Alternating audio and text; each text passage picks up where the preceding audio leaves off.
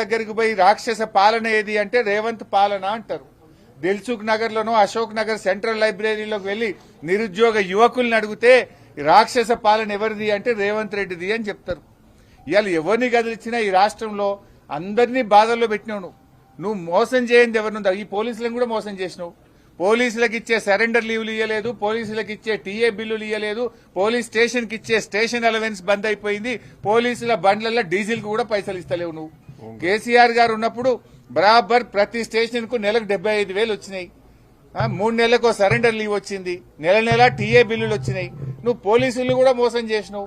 నువ్వు మోసం రైతులకు మోసం, నిరుద్యోగులకు మోసం, విద్యార్థులకు మోసం, ఉద్యోగులకు మోసం, ఇవాళ మహిళలకు మోసం.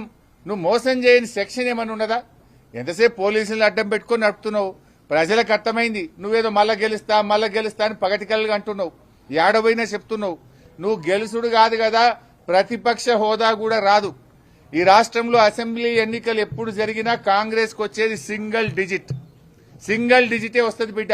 నువ్వు మళ్ళా గెలిచేది అయిపోయింది నీ పని. రేవంత్ రెడ్డి అంటే గాన్ కేస్.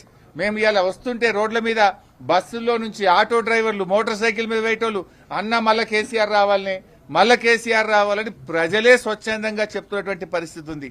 నువ్వు మళ్ళొస్తా అనేది పగటి కళ, మర్చిపోయిగా. నువ్వు మళ్ళొచ్చేది లేదు. ఎట్టి పరిస్థితుల్లో రామరాజ్యం వస్తుంది, కేసీఆర్ రాజ్యం వస్తుంది.